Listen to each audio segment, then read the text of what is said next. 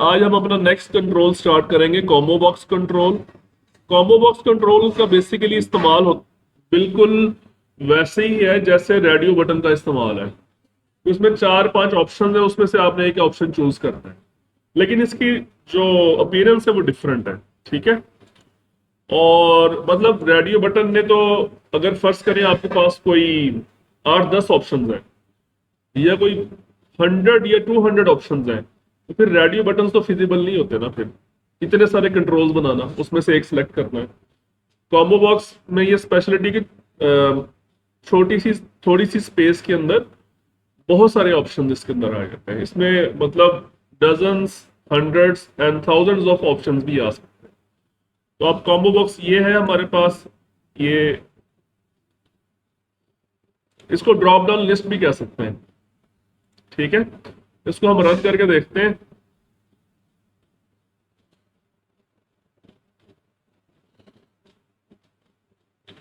ये drop down list, अभी इसमें कोई आइटम हमने ऐड नहीं किया। तो हम सबसे पहले ये देखते हैं इसमें आइटम कैसे ऐड होगा। ठीक है। आइटम ऐड करने के ना बहुत सारे तरीके हैं इसमें। तो ये आप देखें, इसकी एक प्रॉपर्टी है, उसका नाम क्या है, आइटम। तो इसका मैं पहले ना जरा फॉन्ट साइज इंक्रीज कर लेता हूँ। फॉन्ट की प्रॉपर्टी आपको हर कंट्रोल में मिल जाएगी तकरीबन। ठीक है।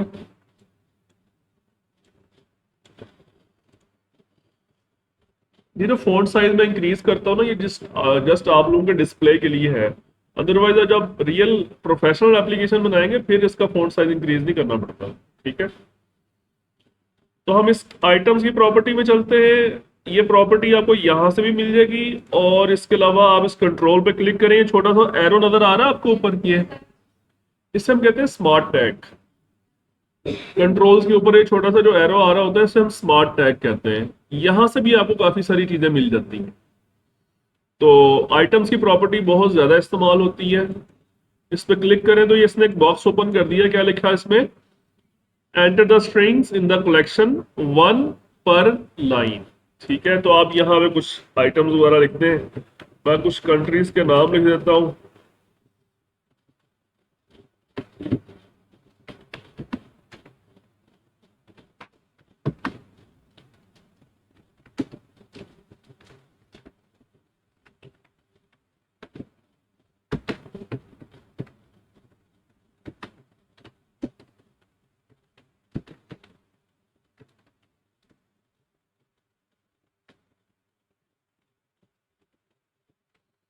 ये मैंने कुछ कंट्रीज के नाम लिख दिए हैं, इसको हम ओके कर देते हैं।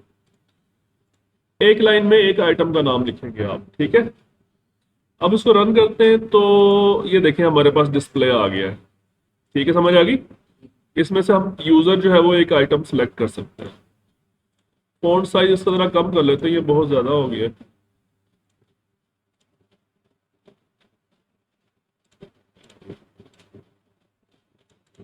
ओके। अच्छा, अब इसमें अगर आप एक चीज नोट करें कि इसमें यूजर सेलेक्ट भी कर सकता है और खुद से भी कुछ टाइप कर सकता है। फॉर एग्जांपल, यूजर ने लिख दिया, ये कंट्री का नाम लिख दिया, ऐसा भी पॉसिबल है। ये ड्रॉप डाउन लिस्ट जो है या कॉम्बो बॉक्स है, उसका एक स्टाइल है, लेकिन इस स्टाइल को आप चेंज भी कर सकते हैं कि यूजर जो डिफरेंट भी टाइप कर सकता है। ये देखें मैंने डिफरेंट लिखा है ना मैंने, तो दिस इज अलाउड। आप यूजर ऐसे कर सकता है।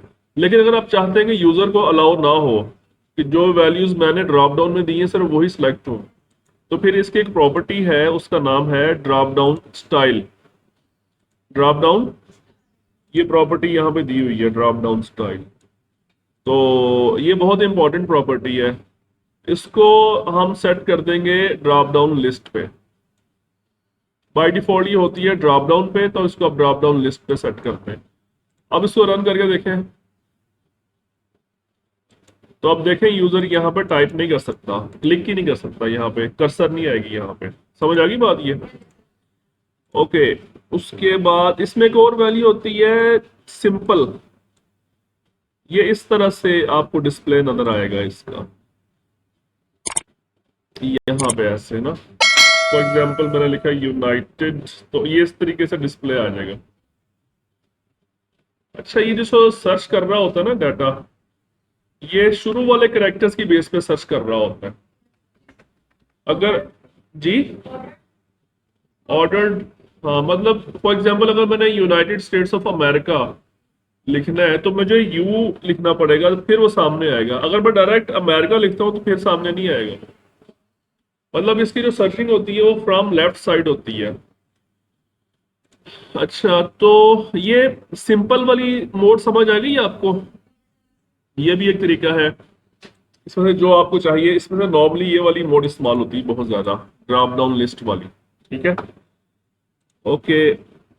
फिर इसमें ड्रॉप डाउन की हाइट है और ड्रॉप डाउन की विड्थ है। जब आप इसको रन करते हैं ना, तो इस वक्त ये जब आप क्लिक करते हैं तो ये जो नीचे बॉक्स ओपन हो रहा है इसे हम कहते हैं ड्रॉप डाउन। तो इसकी जो विड्थ है और इसकी जो हाइट है ये भी आप कंट्रोल कर सकते हैं अपनी मर्जी से। ठीक है, तो ये ये लिखी हुई है ड्रॉप डाउन विड्थ कितनी है इस वक्त, 438 पिक्स, ये पॉइंट्स होते हैं, इनफैक्ट पिक्सल्स होते हैं ये। और ये ड्रॉप डाउन हाइट है 106। ये आप अपनी मर्जी से चेंज कर सकते हैं। ठीक है, मैं फॉर एग्जांपल यहाँ पे कर देता हूँ 50। 106 थी ना, मैंने उसको 50 कर दिया। तो अब देखें ड्रॉप डाउन की जो हाइट कम हो गई ना, और बाय डिफॉल्ट ये 106 होती है। और इसी तरह से आप ये जो ड्रॉप डाउन की विड्थ है इसको आप ज्यादा कर दें, फॉर एग्जांपल 500,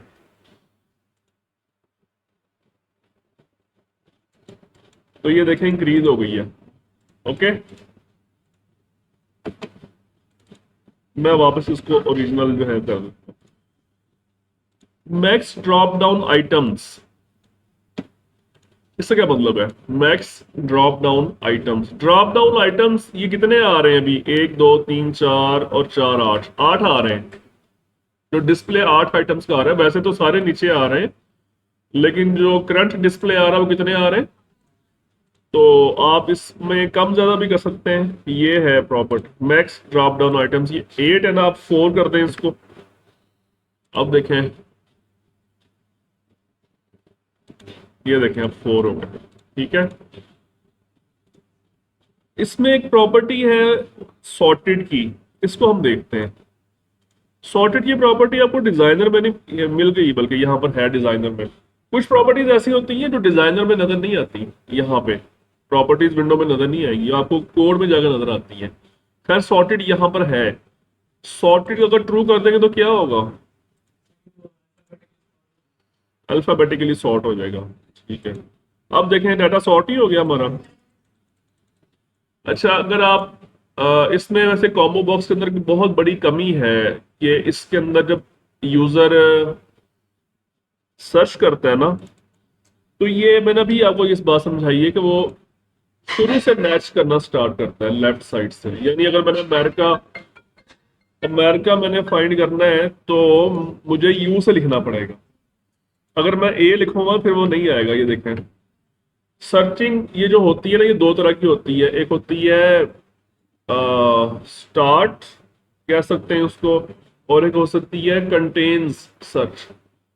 मैं अभी जो चाह रहा हूं ना वो कंटेन्स वाली सर्च चाह रहा हूं, कि अगर मैं दरमियान वाला भी कोई लेटर प्रेस करूं तो वो सामने आ जाए। अमेरिका लिखूं तो तब भी सामने आना चाहिए उसको।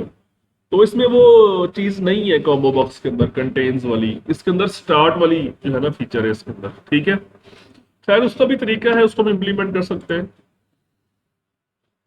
ओके, सॉर्टेड समझ आ गई? यहां तक कोई क्वेश्चन? ठीक है, अब हम नेक्स्ट ये 4 प्रॉपर्टीज का सेट है, selected index, selected item, selected text और सिलेक्टेड वैल्यू, ये अब हम देखेंगे। ठीक है, आप एक बटन यहां पे बना लें और यहाँ पे एक लेबल बना लेते हैं। जिस लेबल आप जानते हैं इसको मैं किस मकसद के लिए यूज करता हूँ, मैं इसको मैसेजेस वगैरह आउटपुट वगैरह देने के लिए यूज करता हूँ। ठीक है, तो जो कंसोल एप्लीकेशन थी तो उसमें तो डायरेक्ट आप लिख देते हैं ना कंसोल डॉट राइट, लेकिन यहाँ पे तो आपको लिखना पड़ेगा, कोई कंट्रोल चाहिए आपको। तो ये लेबल हमने बना लिया है, इसके अंदर हम अपना डाटा डिस्प्ले करवाएंगे, आउटपुट वगैरह ना। बटन 1 पे डबल क्लिक करें और कोड में चले जाएं। ये जो चारों प्रॉपर्टीज है ना, आपको सिलेक्टेड इंडेक्स आइटम, ये आपको डिजाइनर में नहीं मिलेंगी, आपको कोड में मिलेंगी आपको। ठीक है, तो सबसे पहले हम देखते हैं सिलेक्टेड इंडेक्स। अब इंडेक्स का क्या मतलब होता है? इंडेक्स, आप देखें ये जो हमने आइटम्स डिफाइन किए थे, देखिए इसने सॉर्ट कर दिया, इसको यहां पर भी सॉर्ट कर दिया। तो इंडेक्स का मतलब ये है कि ऑस्ट्रेलिया जो फर्स्ट आइटम है हमारा, उसका इंडेक्स 0 है, बांग्लादेश का 1 है, फ्रांस का 2 एंड सो ऑन। समझ आ गई? Just like array index. तो वो हम देखना चाहते हैं यूजर ने कौन सा इंडेक्स सिलेक्ट किया है।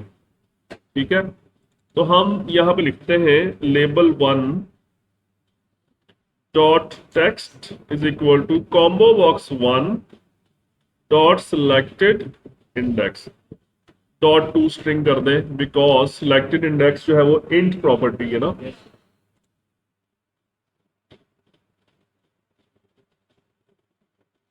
मैं इस बटन पे क्लिक करता हूं तो क्या लिखा आ गया? -1 क्यों लिखा आ गया? अभी कोई सिलेक्ट नहीं किया ना यूजर ने, there is no item selected. तो आप फॉर एग्जांपल इसका इंडेक्स क्या आएगा मुझे बताएं जरा। मैं जर्मनी पे क्लिक करता हूं तो इसका इंडेक्स क्या आ गया? समझ आ गई बात? सिलेक्टेड इंडेक्स समझ आ गया। नेक्स्ट जो है वो है सिलेक्टेड आइटम। सिलेक्टेड आइटम को देखते हैं ये क्या चीज है। सिलेक्टेड आइटम,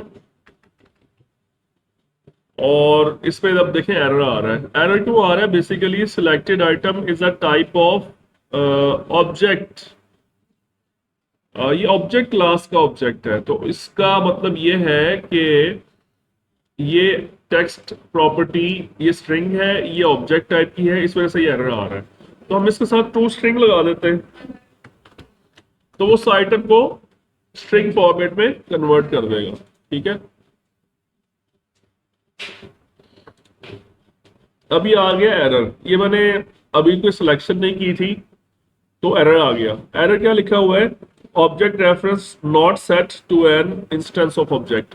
तो कह रहा है आपने कोई आइटम सेलेक्ट ही नहीं किया, तो सिलेक्टेड आइटम की वैल्यू यहाँ पे नल हो गई है। देखें अगर आप इस ऊपर माउस लेके जाएं तो ये क्या लिखा आ रहा है, ये देखें। तो नल वैल्यू को कहता है स्ट्रिंग फॉर्मेट में कन्वर्ट नहीं कर सकता, नल वैल्यू है ना। तो पहले हमें कोई आइटम सिलेक्ट करना पड़ेगा। तो फॉर एग्जांपल ये बांग्लादेश सिलेक्ट किया तो ये यहाँ पे लिखा आ गया। ठीक है, अब अगर आप इस एरर से बचना चाहते हैं कि ये एरर ना आए, कि अगर यूजर कोई चीज सेलेक्ट किए बगैर ही उस बटन पे क्लिक कर दे, तो फिर ये एरर नहीं आना चाहिए। उसको मैसेज देना चाहिए कि भाई कोई आइटम तो सिलेक्ट कर लो पहले। ठीक है, तो हम यहाँ पे लिखते हैं if combo box dot selected item equal to null, कि अगर यूजर ने कोई आइटम सेलेक्ट ही नहीं किया तो फिर उसको मैसेज दो, बल्कि मैसेज हम लेबल पे ही दे देते हैं, dot text is equal to no item selected. Otherwise अगर उसने कोई सिलेक्ट किया है तो फिर उसका जो जो भी सिलेक्टेड आइटम है वो डिस्प्ले करवा दो। ठीक है,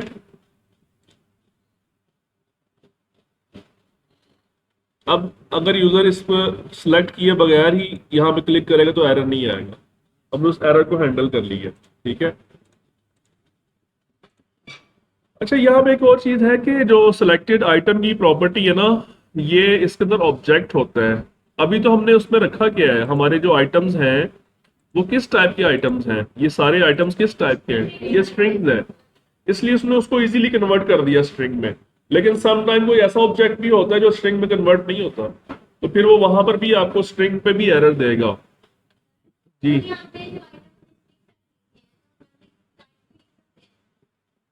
1 2 3 जी लिख सकते हैं, एनी नंबर्स, एनी डाटा। ये सिलेक्टेड आइटम समझ आ गया। अब नेक्स्ट जो टॉपिक हमने डिस्कस करना है ना, उसमें 4 प्रॉपर्टीज इन्वॉल्व हो रही हैं।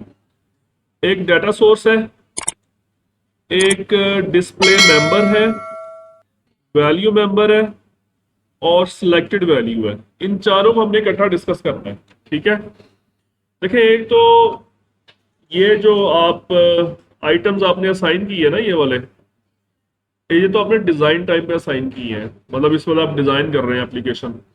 लेकिन नॉर्मली जब आप कोई प्रोफेशनल एप्लीकेशन बनाते हैं तो ये सारा डाटा कोड के थ्रू असाइन करते हैं आप। ठीक है, और बल्कि डायरेक्टली कोड के थ्रू भी असाइन नहीं होता, बल्कि वो डाटाबेस में से डाटा आ रहा होता है। फिलहाल हम डाटाबेस तो कनेक्ट नहीं कर रहे, लेकिन हम एक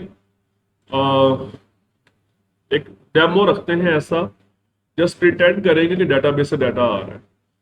तो फॉर्म के लोड इवेंट में चलते हैं।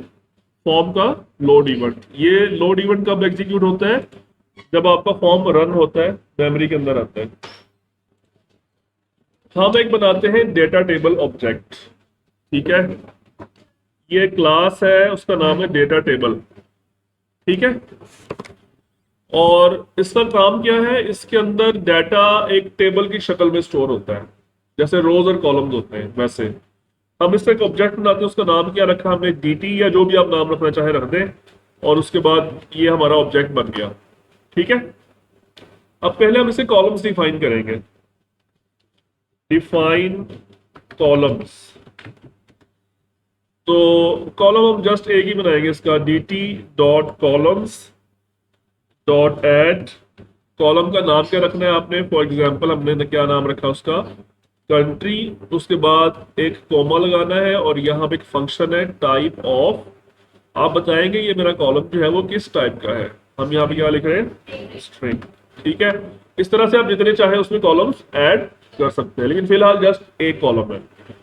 उसके बाद आप इसमें रोज ऐड करेंगे। ठीक है, तो रोज ऐड करने का तरीकाकार क्या होता है? एक क्लास है, उसका नाम है डाटा रो। उसका एक ऑब्जेक्ट बनाएंगे, जो भी आप नाम रखना चाहें उसका रख लें, और आगे लिखेंगे dt डॉट न्यू रो। इससे क्या होगा? उस डाटा टेबल के अंदर एक नई रो क्रिएट करेगा, और उसको इस ऑब्जेक्ट के अंदर रख देगा, रो के अंदर। अब हम इस रो के अंदर अपनी वैल्यूज ऐड करेंगे। हम बताएंगे कि कौन सा कॉलम है वो? कंट्री। उसके अंदर क्या वैल्यू ऐड करनी है? ये वाली वैल्यू। ठीक है, ये एक वैल्यू आएगी एट अ टाइम। और एरर क्यों आ रहा है? क्योंकि हमने इसको स्ट्रिंग फॉर्मेट में लिखना था ऐसे। रो की वैल्यू हमने डिफाइन कर दी, अब इस रो को हमने ऐड करना है इस डाटा टेबल के अंदर। जो डाटा टेबल ऑब्जेक्ट हमने बनाया है उसकी रोज के अंदर इस रो को हमने ऐड करना है। इसी तरह से हम फिर उस रो को न्यू डिफाइन करेंगे, dt डॉट न्यू रो। फिर उसके अंदर नई वैल्यू रखेंगे। नई वैल्यू कौन सी है हमारी? ये वाली वैल्यू। ठीक है, और उसके बाद फिर इस रो को हम ऐड कर देंगे डाटा टेबल के अंदर इस लाइन के जरिए। यानी ये जो 3 लाइन है ना, ये बार बार रिपीट होगी आपकी। जब आप डेटाबेस से डाटा उठाते हैं ना, तो उसमें आपको ये मैनुअली कॉलम्स, रोज वगैरह क्रिएट नहीं करने पड़ते हैं। वो ऑटोमेटिकली डेटाबेस से डाटा उठा के उसमें से कॉलम्स, रोज वगैरह हर चीज खुद डिफाइन कर देता है। ठीक है, तो ये मैं कुछ डाटा इसमें ऐड कर रहा हूं। डेटाबेस से कैसे उठाते हैं वो भी हम सीखेंगे। ठीक है, जब डेटाबेस की बारी आएगी तो फिर हम सीखेंगे। फिलहाल यहां तक ही काफी है। तो इसमें कितने हमने डाटा ऐड कर दिया? कितने कंट्रीज? 4 3 7। ठीक है, अब डाटा टेबल तो हमारा बन गया। ऐसा करते हैं कि अब हम इस डाटा टेबल को इस कॉम्बो बॉक्स को असाइन करते हैं कि वो सारा डाटा इसके अंदर आ जाए। तो हम यहाँ क्या लिखेंगे? Combo box 1 dot data source is equal to dt। ये जो प्रॉपर्टी हम कर रहे थे, डाटा सोर्स, ये प्रॉपर्टी बहुत इंपॉर्टेंट है। ये जब आप डाटाबेस से कनेक्टिविटी करेंगे तो ये प्रॉपर्टी बार बार इस्तेमाल होगी। आप वहां से डाटा उठा के इसको असाइन करेंगे। ठीक है, तो ये काम कब होगा? ये सारा काम कब होगा? जब फॉर्म लोड होगा। ठीक है, तो इसको हम रन करते हैं।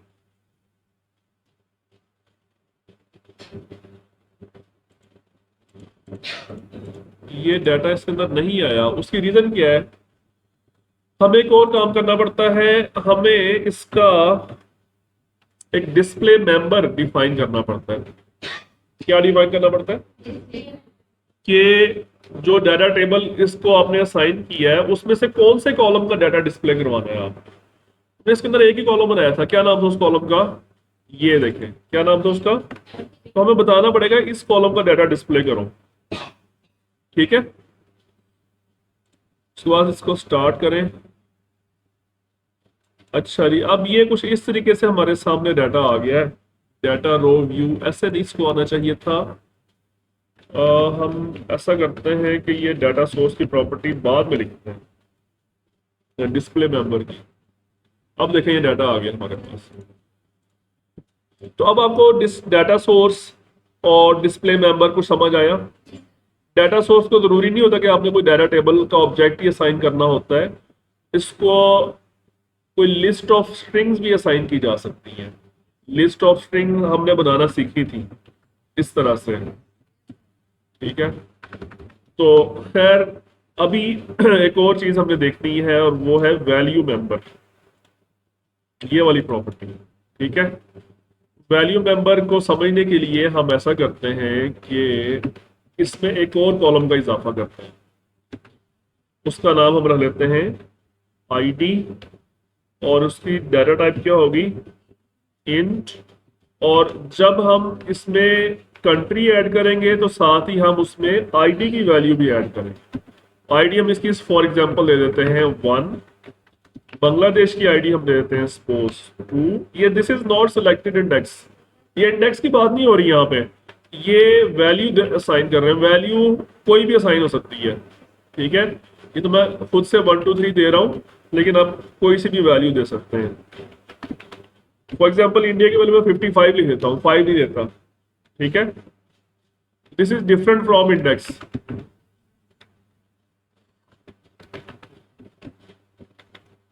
ये मैंने वैल्यूज दे दी। नहीं नहीं, इंट है ना, इसलिए हमने डबल कोट्स नहीं लगाए यहाँ पे। वो तो नाम है ना उसका, कॉलम का नाम है वो तो। वैल्यू तो ये है उसकी। अच्छा, अब देखें, आपने बताया जी कि ये जो कॉम्बो बॉक्स है ना, इसमें डिस्प्ले क्या होना है, कौन सा कॉलम डिस्प्ले होना है। लेकिन हम ये कैसे बताएंगे कि इसका वैल्यू मेंबर कौन सा है, कि जो वैल्यू उसने रखनी है अपने पास सिलेक्टेड आइटम की, वो कौन सी होनी चाहिए। तो हम यहाँ पे लिखते हैं combo box dot value member is equal to, उसका कौन सा कॉलम है जिसके अंदर वैल्यूज है इसकी। तो वैल्यू मेंबर की समझ है क्या चीज है? वैल्यू मेंबर ने डिस्प्ले नहीं होना। डिस्प्ले किसने होना है? डिस्प्ले मेंबर ने। डिस्प्ले मेंबर में कौन सा कॉलम दिया है? डिस्प्ले इसमें होना है, लेकिन behind the scenes her item की एक वैल्यू है, और वैल्यूज आमतौर पे इंटीजर में ही रखी जाती हैं, वैल्यूज स्ट्रिंग्स में नहीं रखी जाती। ठीक है, अब हम इसको रन करते हैं एक दफा, कोई मसला तो नहीं है इसमें। डिस्प्ले हमारा ठीक हो रहा है। अब हमने जस्ट ये चेक करना है कि क्या इनकी वैल्यूज भी आ रही है पीछे या नहीं आ रही। वैल्यूज डिस्प्ले नहीं होती, तो वो हम कैसे चेक करेंगे? ये बटन है हमारे पास, इस बटन पे चलते हैं और दोबारा डबल क्लिक करते हैं। हाँ, ये ऑलरेडी जो लिखा हुआ है इसको मैं डिसेबल कर रहा हूं। ठीक है, और मैं इसकी सिलेक्टेड वैल्यू को डिस्प्ले करवाना चाह रहा हूं। सिलेक्टेड वैल्यू कहां पे? लेबल 1 डॉट टेक्स्ट पे। और वैल्यू बेसिकली है वो एक ऑब्जेक्ट है, ये इसको स्ट्रिंग में कन्वर्ट करते हैं। अच्छा, जिसको रन करते हैं।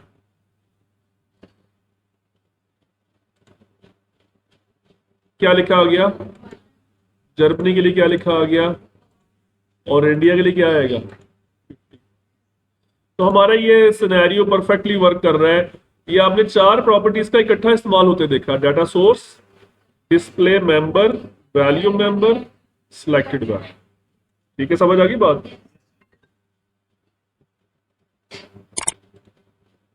हाँ जी, एनी क्वेश्चन? ठीक है।